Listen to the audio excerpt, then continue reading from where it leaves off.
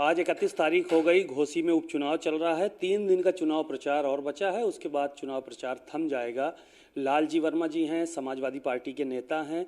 बात करते हैं उनसे कि क्या माहौल है घोसी का उनकी नज़र में, क्योंकि वो भी चुनाव प्रचार में लगे हुए हैं। सर, क्या लग रहा है कि आप लोग जीत पाएंगे यहाँ पर घोसी का उपचुनाव जो हो रहा है?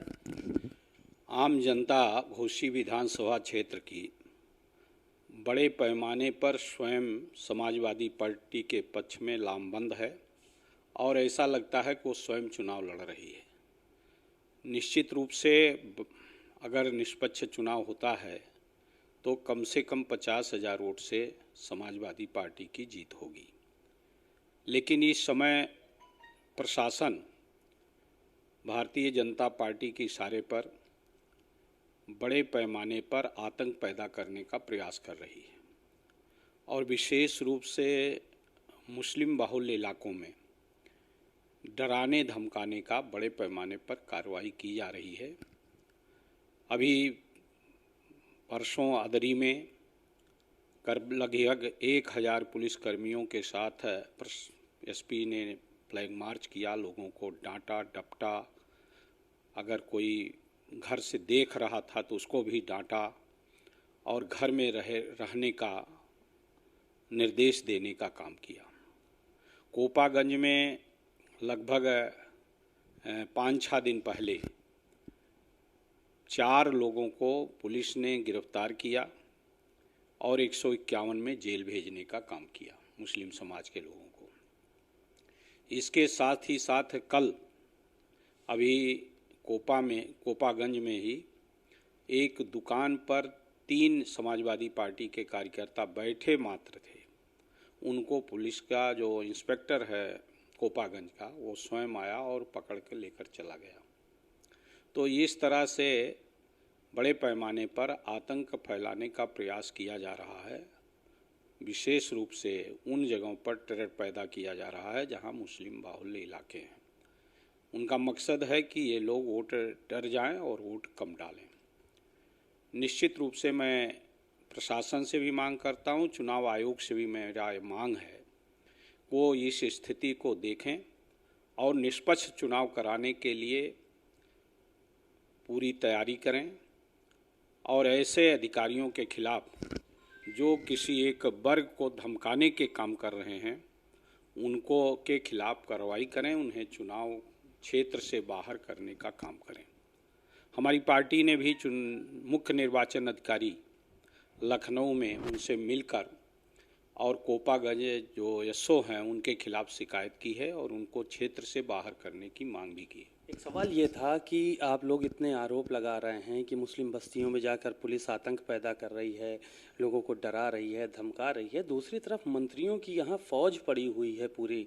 आप लोगों को लगता है कि इतनी ताकत के साथ जो चुनाव लड़ रहे हैं भारतीय जनता पार्टी के लोग, उनसे चुनाव जीतना पॉसिबल है? भारतीय जनता पार्टी के लोग जितना भी लगे उसके कोई परवाह नहीं। निश्चित रूप से यहाँ की जनता ने मन बनाया है कि बार बार धोखा देने वालों को, जिसने हर पार्टी के लोगों को धोखा देने का काम किया, ऐसे व्यक्ति जो अपने नेताओं को धोखा देता है वो जनता को भी धोखा देने का काम कर रहा है। और इसीलिए पिछली बार जब वो मधुबन से चुनाव जीते थे और फिर वहाँ दूसरी बार लड़ने की हिम्मत नहीं कर पाए, वो घोसी भागने का काम किए थे। इस बार जनता स्वयं उनको खदेड़ने का मन बना चुकी है। उसमें कितना भी भाजपा के लोग उतर पड़ जाएं उसका कोई असर नहीं पड़ेगा। निश्चित रूप से एक तरफ बड़े मंत्री, इनके डिप्टी सीएम तक, प्रधानों को, कोटेदारों को, बीडीसी सदस्यों को आजमगढ़ बुलाकर और उनको तमाम तरह का लालच भी देने का काम कर रहे हैं और साथ साथ उनको धमकाने का भी काम कर रहे हैं। लेकिन इन सब के बावजूद भी अगर वोट पड़ने से रोकने का काम न किया गया, और ऐसा उम्मीद है कि इस क्षेत्र में इनकी कर नहीं पाएंगे, समाजवादी पार्टी के कार्यकर्ता पूरी मुस्तैदी के साथ लगे हैं और प्रशासन के किसी भी तरह के आतंक का बिना परवाह किए हुए बढ़ चढ़कर वोट डालने में हिस्सेदारी निभाएंगे और बड़े पैमाने पर बहुत अधिक वोटों से समाजवादी पार्टी की जीत होगी। एक सवाल ये था कि आपके जो प्रत्याशी हैं उनके ऊपर हत्या के आरोप बता रहे हैं, मंत्री लोग मीडिया के सामने बात कर रहे हैं, जनता के बीच में जा रहे हैं कि हत्या किया है, एक दलित की हत्या कर दी, ब्राह्मण की कर दी और एक मुस्लिम समाज के व्यक्ति की कर दी। इस तरह की बातें भी फैल रही हैं, तो क्या इनका असर नहीं पड़ेगा चुनाव में? नहीं, ये पूरी तरह से गलत है। हमारा उम्मीदवार शुद्ध राजनीतिक व्यक्ति है और कक्षा 9 में था तब वो इमरजेंसी में जेल गया था 1975 में। तो निश्चित रूप से इतने लंबे समय से जो जनता की आवाज़ को लेकर लड़ने का काम कर रहा है, उसके ऊपर इस तरह के जो आरोप लगाए जा रहे हैं वो पूरी तरह से गलत हैं। और अब तो चुनाव आयोग के निर्देश के अनुसार सबको अपना आपराधिक रिकॉर्ड भी दिखाना पड़ता है। कहीं भी हत्या का कोई भी मामला श्री सुधाकर सिंह के खिलाफ नहीं है। एक सवाल और था कि आप लोग जो है आरोप लगा रहे हैं कि पैसा बट रहा है, शराब बट रही है, अखिलेश यादव ने भी मंच से कहा, तो इन सब चीज़ों की जानकारी कैसे है, कैसी सूचनाएं हैं आप लोगों को? वही लोग बताते हैं जिनको बुलाकर इस तरह का प्रलोभन देने का काम किया जाता है, वो स्वयं बताते हैं। और हम लोग भी जब गांव-गांव जाने का काम कर रहे हैं तो ये चीज़ें देखने को मिल रही हैं।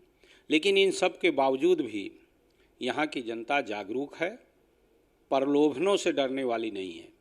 प्रलोभन कितना भी देंगे, भारतीय जनता पार्टी को आज तक सबसे कम वोट घोसी विधानसभा में जितना भी सबसे कम वोट मिला रहा होगा उससे भी कम वोट इस बार भारतीय जनता पार्टी को मिलेगा और समाजवादी पार्टी बड़े वोटों से जीतेगी। अभी माननीय स्वतंत्र देव सिंह जी भी एक गांव में गए थे तो एक व्यक्ति ने इस बात को कहा था कि पिछली बार 22,000 से जीते थे, अब की 35,000 से जीतेंगे।